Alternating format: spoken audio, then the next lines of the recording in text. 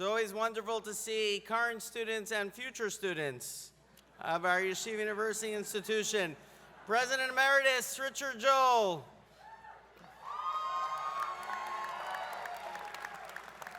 Chairman of the Board Ira Mitzner, members of the Board of Trustees of Yeshiva University, dear Rashi Yeshiva, senior leadership, faculty, rabbis, members of the administration, our honored guests and alumni, beloved family and friends who are here today, and most especially to our class of 2023, congratulations!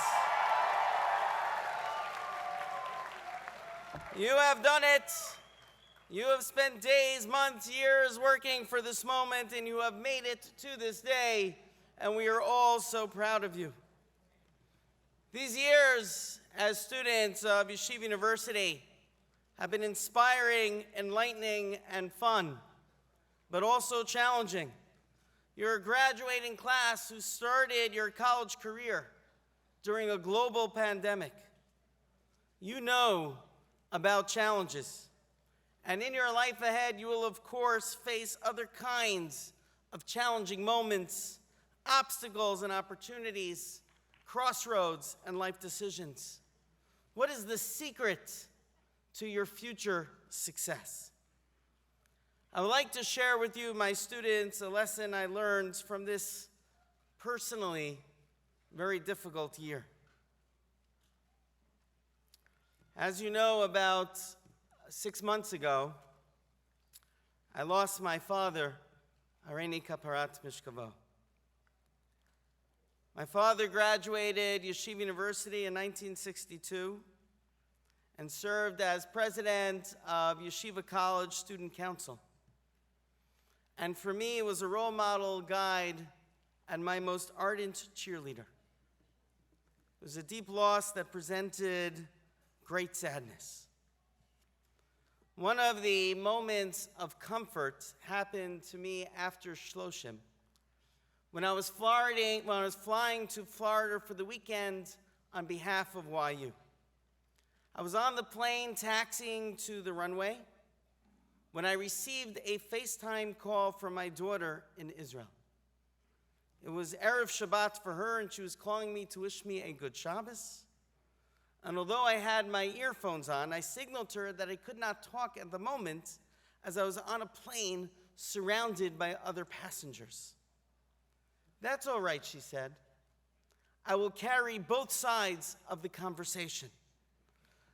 "Tamar," she said, imitating my vocal intonations. "How are you doing?" "I am fine, Abba," she responded to herself in her own voice. "Tamar, I'm so excited to speak with you." "I'm happy to speak with you, Abba." And she continued on carrying both sides of the conversation. And for the first time, perhaps, I felt some comfort. First, it showed me that my daughter was carrying my voice in her heart, that she could hear me even when I was not physically present. And second, because I heard how I sounded myself when I speak to my daughter. And I realized that the reason why I greet my daughter this way is because that's how my father greeted me when I called him. "Ari, how are you? I'm so happy to speak with you." And that I was carrying my father with me. And I've been transmitting him to my children in ways I never even realized. And this story of carrying both sides of the conversation, of naturally representing and fusing the voices of those who matter most to us together with our own voices, is not only a story of personal comfort to me, but also expresses the heart of our educational message at Yeshiva University. You know, this past year I returned to the classroom and taught at Stern College. Anybody here from Stern College? Okay, so together with my students, we worked through the foundational stories of Bereshis, which has shaped and characterized the Jewish people for the past few millennia. And one of the stories A Malach Hashem appears before Hagar, who was fleeing from the tent of Sarah, and says to her, Vayomer Hagash Shivchat Sarai Emi Zabat Va'ana Telechi. The Malach Hashem comes to Hagar and says, where are you coming from? And where are you going? And Hagar answers that she just was coming from the tent of Sarah. And I said to my class that these questions could be on the logo of Yeshiva University. For these were not simply questions. As some interpreters explain, they were an invitation to Hagar to join the covenantal community. For when a Malach Hashem appears to you and says, where do you come from and where are you going? It's not referring to where you were 5 minutes ago. I was in Sarah's tent and I'm fleeing. But it touches on our existential reality. Where do you come from? What is your core? And where are you going? Where is your destiny? Consider Ruth in contrast about whom we'll be reading in this upcoming Chag, who was similarly put to this test, but in this case passes the test. For she responds, Ki el asher telchi eleich, ba'asher telini alin amech ami, ve'elokayach elokai. I am here for the longer story, Ruth says. I'm not only walking with you, I'm attaching myself to the grand narrative. The Jewish people are my people, and this God is my God. And this is what we offer at Yeshiva University. Not just questions to ponder, but an invitation to a life of meaning and purpose. You know, recently I've been on some podcasts talking about my new book in Yeshiva University's Worldview. And one of the interviewers asked me, Rabbi Berman, where are you from? Tell me about yourself. I said, well, I date my story beginning at Har Sinai. And they said, Rabbi Berman, we only have 30 minutes. So I said, okay. So I started my story from my great-grandfather and namesake. But think about that for yourselves. Where do you come from?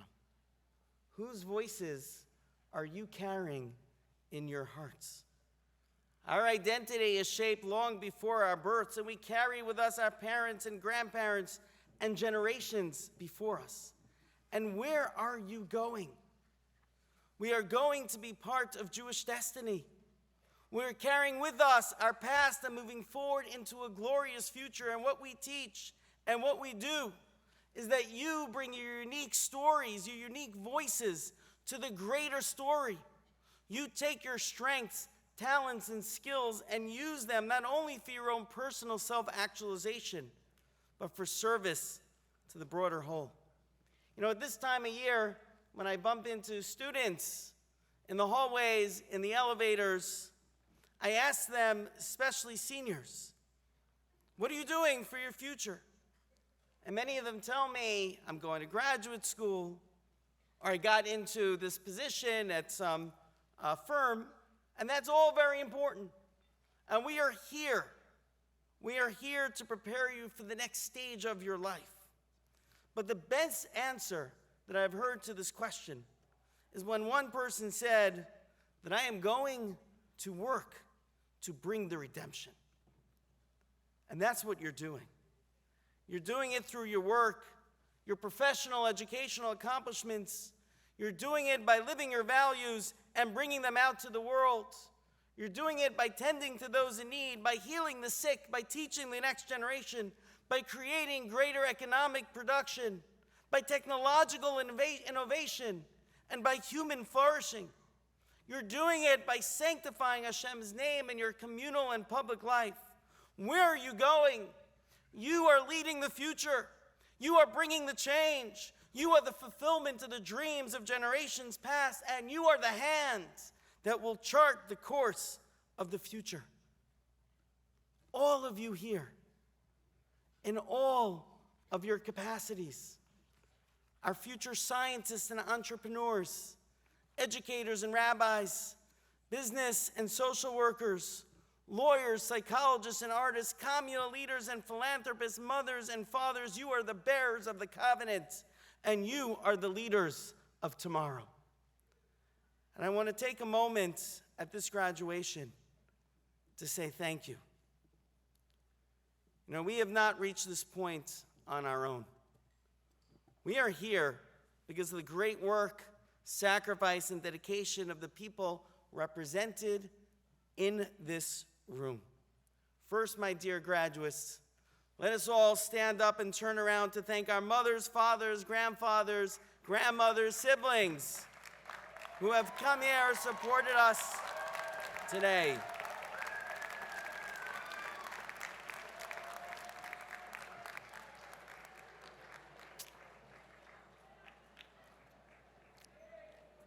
Second, I will tell you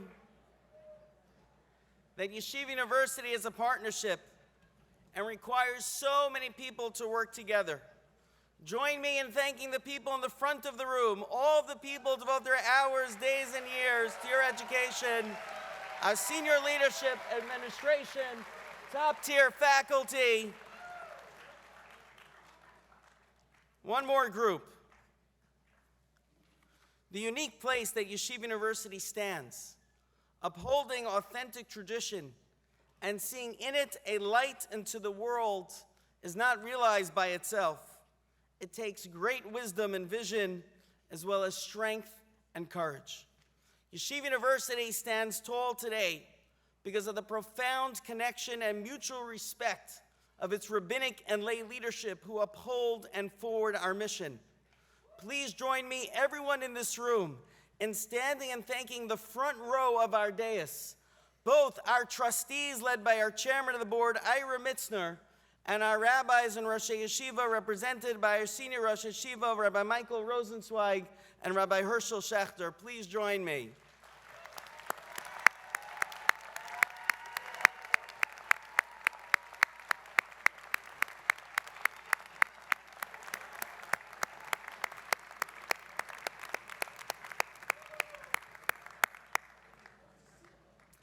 Finally, I want to personally thank you, my students. You have given me great comfort. From the years in COVID and the letters of your support to this year, especially learning Asiyah Mishnayos in memory of my father and including him in the dedication of this year's yearbook. I thank you. I have felt encouraged by you and comforted by you. And I believe in you. We all believe in you. What makes Yeshiva University students distinct? Why is it that so many people are interested in you? Why do you garner so much support from alumni, friends, and our broader community in funding, internships, career networking? Because all know that you are not only excellent in your areas of discipline and fields of study, but that you bring with you a set of eternal values, that you are the bridge builders of the past and future, uniquely capable of bringing a centuries-old tradition into a world of innovation, creativity, and promise, that in your hearts you carry both sides of the conversation, with the voices of your past, together with the calling of the future.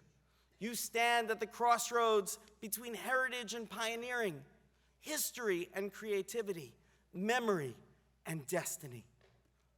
Akavia ben Mahalo says, Da ma'ayin bata ula'an ata olech ulifnei mi ata atid litain did v'cheshbon. Where you come from, where are you going, and before whom you stand. You stand before a loving Hashem. And everything we do, hakol lichvodo. This both serves as a comfort and a responsibility. It's a responsibility because you represent your people, communities, and God, but it's also a comfort because your voice is never alone. All those who love you and support you, the voices and values of generations past, all speak within you. Amplify your voices and nourish your values. And it's your voices that we need. For only you Your voices, your talents, and your vision will shape our future. So let the echoes of your achievements reverberate throughout the halls of Yeshiva University, into your homes, through our communities, and into the future. Your voice is our future, and let the world bear witness to the resounding applause of your boundless potential. This event is truly a milestone, not just for our students, but for the Jewish people at large. As the flagship Jewish university, honoring the innovation and leadership propelling the modern state of Israel, remembering the generations past by strengthening Holocaust education and celebrating our students, the leaders of tomorrow. This is not simply a graduation. We are all here present to bear witness to the living story of Jewish destiny. And at the heart of this achievement is your voice.